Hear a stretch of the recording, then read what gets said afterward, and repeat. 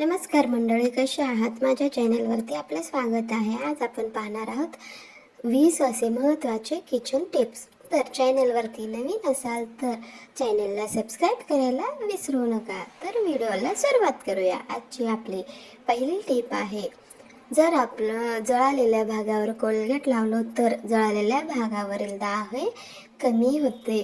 त्यामुळे कुठेही आपलं शरीरामधील भाग जळाले असेल तर त्या ठिकाणी कोलगेट लावावे. पुढची टीप आहे, दुधामध्ये खजूर भिजवून खाल्ल्याने आपली स्मरणशक्ती वाढवू शकते. त्यामुळे आपण नियमित दुधामध्ये खजूर भिजवून खावे, जेणेकरून आपली स्मरणशक्ती वाढेल. आपली पुढची टीप आहे, जेवणाआधी कोणतेही एक फळ खावे. अशा पद्धतीने जर तुम्ही फळ खाल्लात तर आपल्यामधील जी काही अशक्तपणा आहे ती कमी होण्यास मदत होते. आपली पुढची टीप आहे, जर आपणास हृदयविकाराचा धोका कमी करायचा असेल तर आपल्या आहारामध्ये नियमित कच्चा लसूण खावे. नियमित आहारामध्ये आपण कच्चा लसूण खात असाल तर आपल्या हृदयविकाराचा धोका हे कमी होऊ शकतो. म्हणून आपल्या आहारामध्ये आपण कच्च्या लसणाचा अवश्य समावेश करावे. या व्हिडिओमधील आपणास कुठली टीप आवडली आहे कॉमेंट करून नक्कीच सांगू शकता. तसेच आपणाकडेही काही टिप्स असेल तर तुम्ही कॉमेंट करून नक्कीच सांगा. आपली पुढची टीप आहे, जर वारंवार आपणास काहीतरी खावे असे वाटत असेल किंवा अनेकदा कितीही खाल्लं तरी काहीतरी खावं असं वाटतं, तर अशा वेळेस तुम्ही साधं ताक पिऊ शकता. ताक पिल्याने आपल्याला वारंवार खाण्याची जी इच्छा होत आहे ती होत नाही व आपले वजनही यामुळे वाढत नाही. तसेच तुम्ही कुठून पाहत आहात कॉमेंट करून नक्कीच सांगा, जेणेकरून मला समजेल माझा व्हिडिओ कुठे कुठे पोहोचला आहे. आपली पुढची टीप आहे, आंघोळ करण्यासाठी जास्त गरम पाणी जर तुम्ही वापरत असाल तर आपल्या त्वचेवर लवकर सुरकुत्या येऊ शकतात. तसेच आपली त्वचा ही कोरडी पडू शकते. त्यामुळे आंघोळीसाठी जास्त कडक पाणी वापरू नये, कोमट पाण्याने आंघोळ करावी. आपली पुढची टीप आहे, रोज सकाळी कोमट पाणी जर पित असाल तर त्यामुळे आपल्या शरीरामध्ये जी काही अतिरिक्त चरबी आहे ती हळूहळू कमी होऊ लागते. त्यामुळे नियमित उठल्यावरती सकाळी कोमट पाणी अवश्य प्यावे. चॅनलवरती नवीन असाल तर सबस्क्राईब करायला विसरू नका. आपली पुढची टीप आहे, आपल्या आहारामध्ये मसुरीच्या डाळीचा जास्त वापर केल्याने पोटाचे विकार हे बरे होऊ शकतात.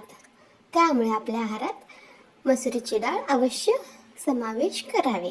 आपली पुढची टीप आहे, उन्हामुळे जर तुमचं डोकं दुखत असेल तर चंदन उगाळून डोक्यावरती लावावे. चंदन हे थंड असते, त्यामुळे आपणास आराम हे डोकेदुखीपासून मिळते व आपणास झोप पण छान लागते. आपली पुढची टीप आहे, दह्यामध्ये बेसन पीठ मिसळून जर चेहऱ्यावरती लावलं तर आपल्या चेहऱ्यावरील जे काही डाग आहेत ते कमी होण्यास मदत होते. तसेच आपला चेहरा हे चमकदार होते. त्यामुळे ह्या पद्धतीने बेसन तुम्ही नक्कीच आपल्या चेहऱ्यावरती लावू शकता. आपली पुढची टीप आहे, जर तुम्हाला झोपेचा त्रास होत असेल, तुम्हाला झोप लागत नसेल तर दुधामध्ये किंचित जायफळ उगाळून किंवा तुम्ही जायफळ किसून त्यामध्ये दूध टाकून ते आपण प्यावे. यामुळे आपणास छान झोप लागते. जायफळामुळे छान झोप लागते.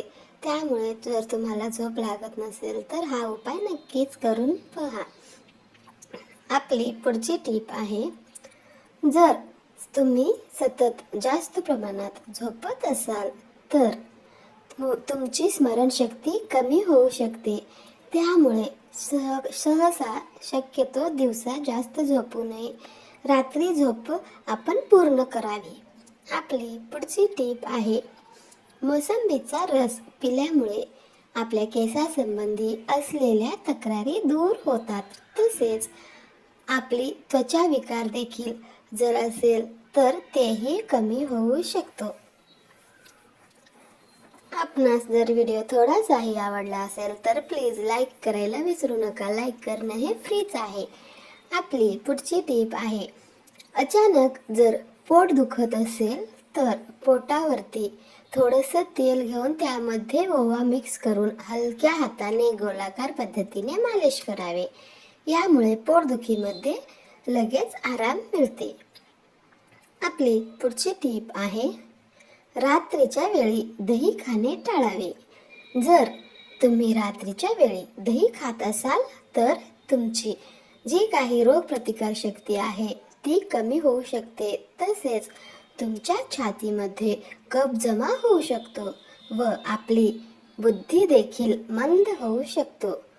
त्यामुळे रात्रीच्या वेळी दही खाणे सहसा टाळावे, खाऊच नये. जर तुम्हाला दही खायचंच असेल तर तुम्ही नाश्त्याला रोज 1 वाटी दही खाऊ शकता. यामुळे आपल्या शरीरास ह्याचा भरपूर फायदा होतो. आपली पुढची टीप आहे, आपणास जर उलटी किंवा जुलाबाचा त्रास होत असेल तर लिंबू पिळून लिंबू पाणी प्यावे. यामुळे उलटी व जुलाबाच्या त्रासामध्ये आपणास हे आराम मिळू शकते. आपली पुढची टीप आहे, तांब्याच्या पातेल्यामध्ये रात्रभर पाणी भरून ठेवावे व सकाळी उठल्यानंतर त्या तांब्याच्या पातेल्यामध्ये भरून ठेवलेलं पाणी प्यावे. यामुळे आपले जर कोलेस्ट्रॉल वाढले असेल तर ते नियंत्रणात राहते व कोलेस्ट्रॉल नॉर्मल असेल तर आपले कोलेस्ट्रॉल हे वाढत नाही, नियंत्रित राहते. तर अशा पद्धतीने आपण पाणी पिऊ शकता. आपली पुढची टीप आहे, जर आपणास शुगर म्हणजेच मधुमेह असेल तर आपल्या आहारामध्ये सतत नाचणीचा वापर करावा. तसेच नाश्त्याला नाचणीचे पदार्थ करून खावे, जसे नाचणीची भाकरी, नाचणीचे डोसे, नाचणीचे पराठे, नाचणीचे इडली. अशा प्रकारे तुम्ही नाश्त्याला पदार्थ बनवून खाऊ शकता. यामुळे आपल्यास असलेले मधुमेह ही नियंत्रित राहते व मधुमेह किंवा शुगरचा धोका हे कमी होतो. आपली पुढची टीप आहे, जेवण करत असताना कधीही पूर्ण पोट भरून जेवण करू नये. 1 किंवा अर्धी पोळीची भूक ठेवूनच जेवण करावे. जर तुम्ही पूर्ण पोट भरून जेवण जर करत असाल तर याचा आपल्या शरीरावर, आपल्या आरोग्यावर वाईट परिणाम होतो. यामुळे आपले हृदय देखील कमजोर होऊ शकते. तसेच आपणास अनेक आजाराचा सामना करावा लागतो. त्यामुळे जेवण करताना कधीही पूर्ण पोट भरून जेवण करू नये. थोडीशी भूक ठेवूनच जेवण करावे. हे आपल्या शरीरास फायदेशीर ठरते. आपली पुढची टीप आहे, जर सतत आपल्या छातीत जळजळ होत असेल किंवा घशामध्ये कधी कधी तिखट आलं आहे असे जर वाटत असेल तर अशा वेळी थंडगार साधं ताकामध्ये काही मिक्स न करता साधं ताक प्यावे. त्यामध्ये काहीही टाकू नये. त्यामुळे छातीतील जळजळ कमी होते. तर आजच्या या स्पेशल टिप्स आपणास कशा वाटल्या कॉमेंट करून नक्कीच सांगा.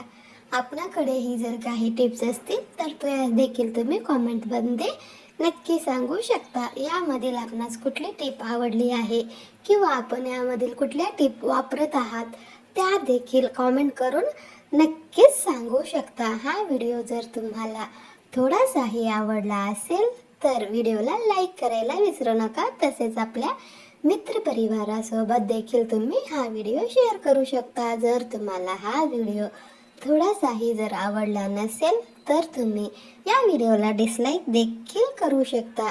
व चॅनलवरती नवीन असाल तर चॅनलला सबस्क्राईब करायला अजिबात विसरू नका. सबस्क्राईब करणं बिलकुल फ्रीच आहे.